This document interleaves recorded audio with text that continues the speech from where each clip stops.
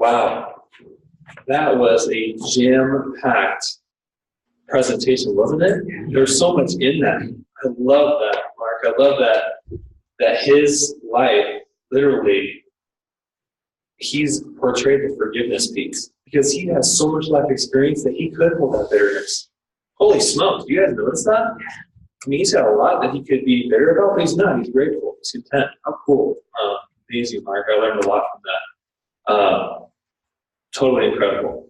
Man, there's just so many good things in there. I love the drinking poison and waiting for the other person to die. I mean, that's if someone does you wrong or you perceive that they do you wrong and you just are bitter and you don't forgive, it is like a drinking poison. Because they're not worried too much about it. It's you that's letting them get inside your head, right? So I want to bring up our next speaker here. And as I mentioned before, Chris Ebersberg, when I first heard him talk, it was so cool. It was like a breath of fresh air. And even during the presentation this morning, I was hanging on every single one of his words because he's an incredible communicator. I mean, he's just an incredible communicator. So Chris, I just appreciate hearing from this guy. And he's got another topic which he has another 20 minutes for. So get ready to be on the edge of your seats for Mr. Chris Ebersberg.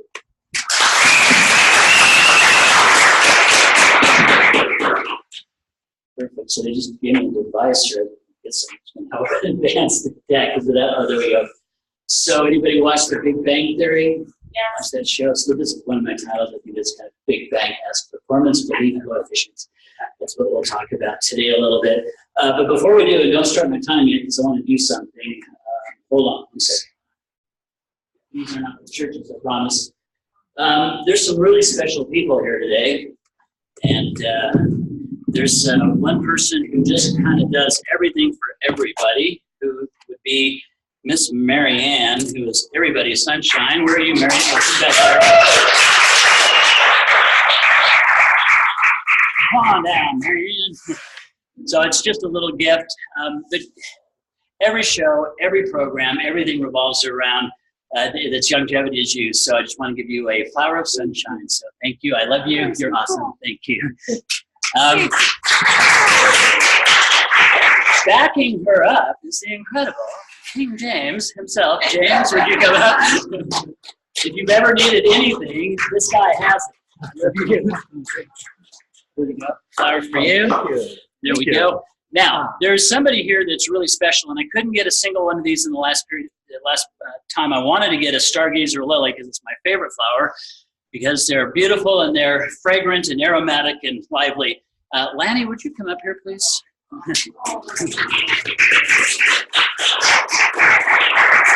Every morning, 5 days a week, I can't not get up because of all of your love, and I really appreciate who you are. Thank you. Thank you. That's so sweet. Thank One for you. And little pre and post. This one's for you guys for being special speakers. Thank you very much for what you guys are doing. And Mark, for you, for coming, for being a special speaker. Thank you.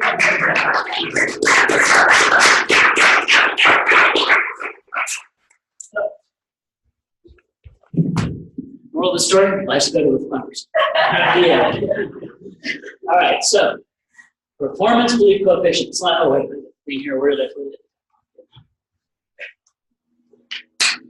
Going back there. Yeah. Back there. Is it on? There we go. Oh, look at that. There we go. All right, coefficient. It is a numerical or constant quantity placed before a multiplying a variable in an algebraic expression. So I call this a coefficient because we can get a result by doing things. So B times A equals P. Belief times action equals performance. And it's a variable. So B, belief, is our variable. Action is a variable, and our performance will be a variable. But it's equal to, next slide. Belief, conviction of the truth of some statement or the reality of some being or phenomenon, especially when based on the examination of evidence. Very scientific, but we like to examine things to arrive at a belief. Next slide. a core belief. So I'll let you guys just kind of look at that.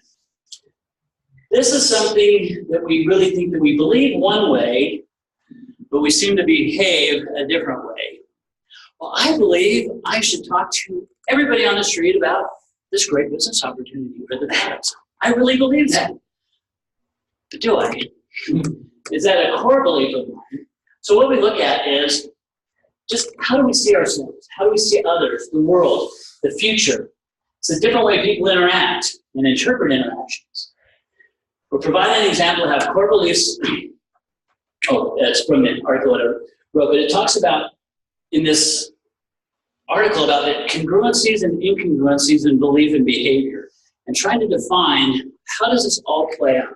So the next slide is something that I was studying way long ago. Anybody's heard of Dr. Albert Bandura? Basically, in a nutshell, much of his research revolves around the concept of all performance and all behaviors based on a belief system. And out of Wikipedia says, Bandura's research shows that high perceived self-efficacy leads teachers and students to set higher goals and increases the likelihood that they will dedicate themselves to those goals. It doesn't mean that they're going to achieve them. It means that they're going to dedicate themselves to a process. And that's really what's going to achieve results. And really the idea here is perceived self-efficacy. Next slide. So, I'm going to talk one more thing about belief, and we're going to tie it all together. Belief is really built upon the layering of congruent information upon congruent information. For example, if we said this meeting will start at 10 o'clock and it started at 10:20, that's incongruent. And so the next time you hear that a meeting in Longmont's going to start at 10 o'clock and it doesn't, you may or may not believe that. However, if you showed up and it was at 10 o'clock and we started at 10 o'clock, that's congruent information. It's a little measure of belief.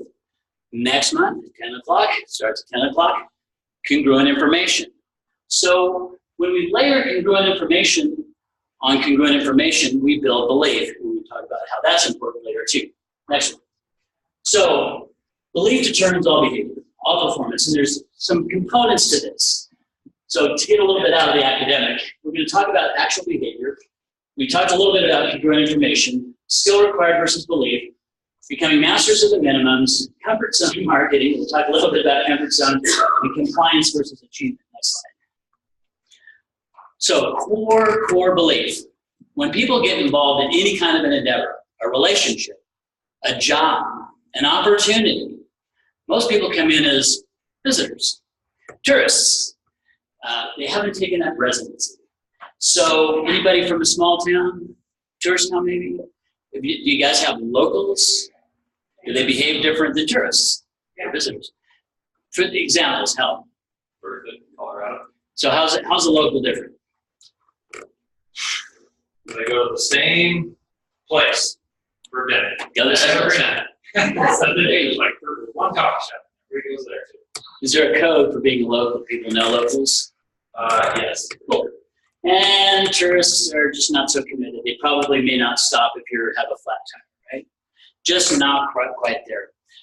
The same thing is about network marketing or a job. When I was a manager, Mark, you've seen it. You've seen people who are just, they drink the Kool-Aid, they got a blood transfusion, corporate colors are flowing cleanly through the veins. I did that. I used to tell people, yeah, I'm a corporate guy. My blood is CYMK2995 blue. That's our corporate color. I said, well, we have culture here. We're not a cult yet, but that's kind of the thing that we were building for is this uniqueness in the market. I took residency, and what I found is most people in network marketing, because of the variables, the commitment to declare citizenship, to say, I live here, I'm a resident, I'm going to defend this country, I'm going to defend my home, and I'm all in. I'm not going on, I can go on vacation, but I'm not bailing. I'm not going to new countries. So I have to ask people, do you live here? Or are you just visiting? It's okay to visit. But at some point, like Mark, he said, I'm going to get residency and live on that beach. And that's what we want to do. Find our beach. That's our beach. And it takes time. And we're only going to take up residency if our belief in what we're doing and who we are, our perceived core belief of who we are and how we're interacting with the world is congruent with this house that we want to live in. Next slide. So belief builder number 2 is what I'm experiencing congruent with what I expected. So again, we talked about congruence. So if the company said you'll get your bachelor bonus weekly and it didn't come, it would be incongruent to what they said. However, for 22 years, they have said they will deliver their money, your money, and they have. For me, that built a huge level of belief in the company because I got involved first and foremost to pay bills, to generate income. That was my first consideration, to have a business opportunity. And then there were other considerations on what it had to fulfill. It had to help people with all these other things. But is what I'm experiencing congruent with what I expected? Let's put this in real life application. Are the people you're dealing with experiencing congruence with what they expect from you? Did you say, I will call you back on Thursday, no plug for contact mapping? I forgot. If you say you're going to do something, we need to do it. This opportunity is as impeccable as we make it. We have impeccable science. Does anybody doubt the science of Dr. Wallach? Any doubts? No doubts. Anybody doubt the efficacy and the consistency of the company, and Steve, the team? I mean, they've had hiccups, they've bought companies, they've tried to merge things. It's been a cluster of times, I'm sure. But we're still here. We're paying bills, right? We're paying commissions. We're delivering the finest products on the planet. They're impeccable people. It's an impeccable company. The comp plan's impeccable. I mean, at the end of the day, you earn X and you pay out Y and you get Z. I mean, it's either 5% or 6% if you're a big earner and you're, delivering $1 million a month in your downline volumes, your check will be a number. You divide that big number by the little number and that's your percentage of your payout. They're all the same. How can I get there? What message? Is it congruent? Is what I'm experiencing congruent with what I expected? And am I delivering congruence? Next one. So let's talk, that one didn't get carried over. So I'm going to have to ask you guys to visualize that this goes up here, 4 goes to 4, 3, 2, 1, all the way down, and the circle is around 3. Sorry about that. So what happens is, this is called the personal motivation rating, and this is how we perceive our self-efficacy. So let's say there's a task, and it's 5, 4, 3, 2, 1 in difficulty. That's the degree of difficulty should be under task.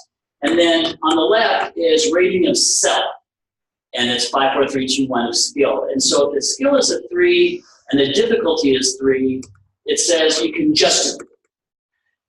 And if the skill is 3, but the degree of difficulty is 3.00001, you can have it. We're not even going to move towards it. We're going to say, hey, all you got to do, Lanny, is talk to 2 people every day for 65 days in a row.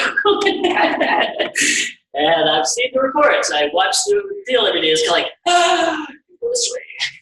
I'm not going to get into that one. So if we're asking people in our lives to do things that are even a little bit more than their perceived self-efficacy, their belief in themselves, I'm not going to do it. So if people are not moving forward in our organization, maybe it's a perception issue of what we're asking them to do. That's my first thing in the very first presentation. Let's keep each step simple and appropriate to the level of learning and skill. Baby steps. Next slide. So it all boils down ultimately to skill and your belief in your skills. Do I have the efficiency? Do I have the skills to execute what's being asked? Can I actually walk up to this strange guy with a big happy smile who hugs everybody and say, hey, what makes you so happy? And enter into a conversation and have a coffee shop interview. Is it about learning how to navigate better through the tools of the company? By the way, this on the right is called the success triangle, and all things can be eliminated, or any issues that you're having in any business, part of your business, relationship, or anything will boil down to a breakdown in one of those 3 areas. It could be all 3 at the same time, or any of them. So either it's skills, tools, or will. And ultimately, for most of you who've been here for a long time, it's not skills and tools. It's a will, it's a belief situation, it's an inner dialogue, it's an inner belief, it's a core belief that either propels us forward towards the things that we want or keeps us defending radically the status quo, which most of us are absolutely mastering. We'll talk about that. And then continuous learning. Because, like I said, if you're not learning, you're not learning. And it's true. If you read any of the books of the great financial and corporate leaders and thought leaders, they're all telling you the best books they just read, and they learned this from this guy. And they learned that from this woman. And these people are continuously learning. So if I interview somebody for a high-level position and they have aspirations to earn $10,000 or more a month, I ask them, what's the last book you read? And there's more often than not a stammering and, well, I listened to this. No. What book did you actually read? I mean, if you have Audible and you're going through a book a week, groovy. I mean, that's continuous learning. But if you just kind of listen to a podcast because you were riding shotgun in somebody's car, that's your plan. So we need to continue to develop our skills. We have to continuously learn. We don't have to. It's highly suggested, and it's helped me get from 0 to sometimes a hero. Back again. So continuous learning, and that's not just in books. It's what do we learn from our issues. Most of your successes will come from massive failure and knowing what doesn't work. It's just we have to eliminate the options in order to get to what's right for us. Next slide. So the other thing is we become masters of the minimums. This is the belief thing. If you know that you're skilled to cross the street without getting smacked by a truck, you're going to cross the street. If you don't feel that you have the skill to interpret the signs, and has anybody ever been to India, New Delhi? I have. I did not have the skills to cross the street. And it's pretty simple over here because there's really basic rules to become a master of that minimum skill. And I've determined for my life, I need to master some sales skills and learn how to talk to people. Not just express a value proposition, but get them to engage and give me money for that because they want to. Everybody else they give money to, why shouldn't they give money to me? Everybody spends virtually every dime they have to somebody every month. And I'm shy of taking some of that. Sorry. They should spend with me because my stuff's better and I'm more fun to deal with. So, sales. Oops, no, keep it at the background. Lead gen, you gotta figure out who you're chit-chatting with. We got tons of that. There's Tom Chanel for all of that kind of stuff. Admin, how do you manage your business? And if you're confused, we have trainings. You have James and Marianne and other people to show you how to look at your printouts and what you need to do to make sure you're on track. And then customer service, which is a good sales. But it's talking to people and helping them along. You're, I got the order, so walk away. It's residual, walk away income. No, it's not. This is a customer experience issue. Your people are counting on you to hear from you and hear your belief and continue to cause them to move forward. And then state management, and that's the state between here. This is where it all plays out. Once you got the first two skills and tools, that's all I had to get. Next slide. So comfort zone marketing. I wrote a training way long ago about this. And everybody hates me for talking about this, but there's not anything that we do in our life that isn't in our comfort zone. Except for 2% of the time when we do try something new. And if it works, our comfort zone is just expanded. If it doesn't work, we run really fast back to the comfort zone and get a chocolate bar and curl up on the sofa for a while. So this is kind of hard to see, but in the comfort zone, if we can just understand who we are, our self-efficacy. What am I all about? What's the truth of me? I can say, well, I don't have to get that far out. I can just learn to consume a little bit more in my territory, much like the damselfish does on the reef. And if we were listening to Marlon Perkins and Dr. Joel underwater looking at damselfish, they would see there's a tiny one here and a great big fat one over here. And they're very pesky and very aggressive if you get too close. And I asked the dive master once, why is the one damselfish so much bigger and chasing me so much further than the little one? And he said, because he's just become a master of his comfort zone. He's learned to eat more and consume more in his territory. As his physical stature grew, or her, she would expand the territory naturally. So my observation is as I expand people in their zone, and they become more expanded as an individual, as they become more confident in the basics of their skills, their comfort zone naturally expands. Now, sometimes you have to get up, get a little nervous. I'm nervous, everybody's nervous, because everybody wants to do a good presentation. But as we expand these things, as we expand our abilities and our skills, everything else is a piece of cake. And we become excited to share our new skills with you. Next slide. So, compliance versus achievement. Lastly, I'll kind of wrap up with this. Anybody have a job where you had to do stuff? Anybody not ever have a job? Don't ever get one. They're not all they're cracked up to be. In most sales organizations, you have this, you got to comply. You have to do your 10 sales or you're on a PIP, or you have to do your 5 days, or you have to do 100,000 miles. If you don't, this will happen. It's compliance. That's why they have HR. If you don't be nice, we're going to spank you. We're going to send you out the door. Big house. That's changed a lot. You must comply versus I will. And it's really simple.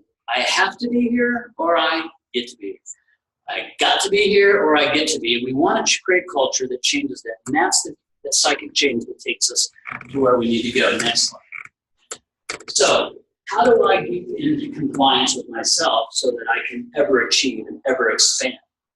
And I've developed something over time in my sales career since way, way, way long ago that I realized I had to center. I used to listen to Dr. Dennis Waitley, the Psychology of Achievement. You probably listened to him as well. And I used to have this little thing that you put under your pillow when they had cassette decks, and I listened to that all night long and programmed myself. You guys got a sweet age. Just a rubber shammer. But I realized that in sales, there's a heck of a lot of rejection. There's a lot of people that just do not say yes to my awesome value proposition. And because I've created it so dearly and deeply to me, and I'm so attached to my value proposition, and people would console me and say, oh, they're not rejecting you, they're rejecting your company. I would say, dirty word, dirty word. They are rejecting me, it hurts. But what I realized is the longer I stood hurt, the longer I stood rejected in my head, the longer it took me to actually go sell something new. So I had to figure out, how do I get back to center? How do I bring myself back to my center? And life has fallen down. I mean, we're just off course all the time. But the good pilots bring themselves back to center, course correct rapidly. This is my course correction. And so I say it to myself a gazillion times a day. I'm the power of the presence of the universe.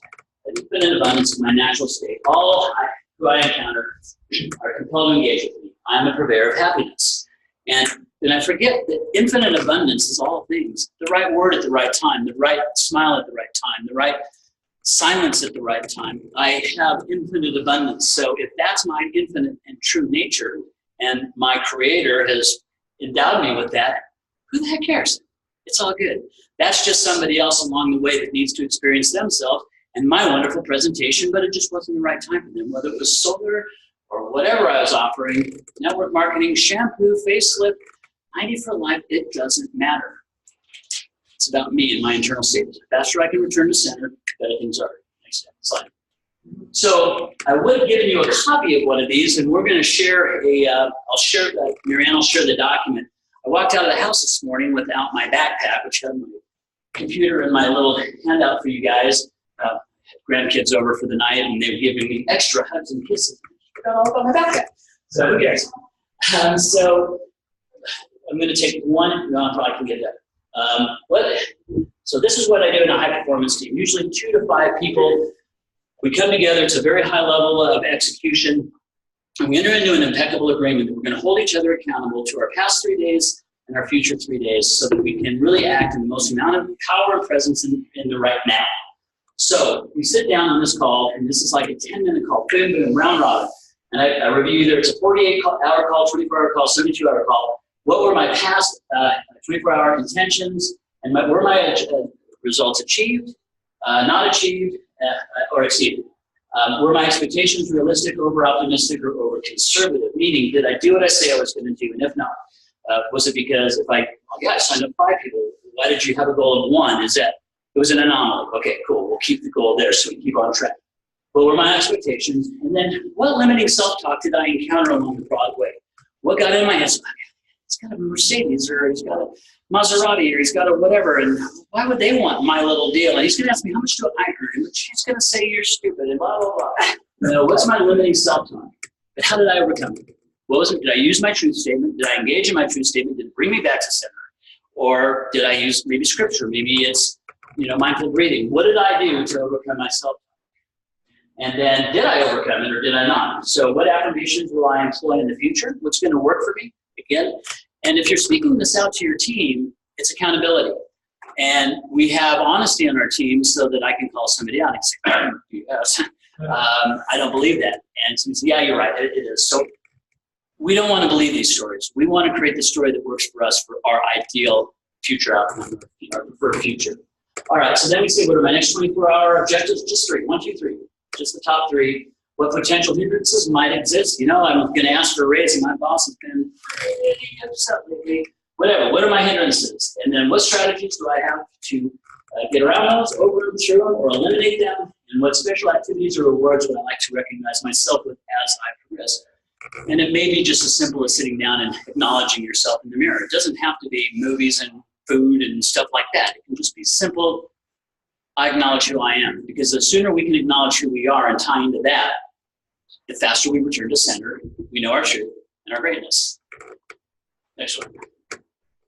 So I would have given you an assignment if I had 5 more minutes, but if you have something to write with, this is what I'm going to challenge you with, because I like to do these meetings and not just be, oh, that was really cool, and you know how to say those things really nice, but you need to be better because of this. I need to be better.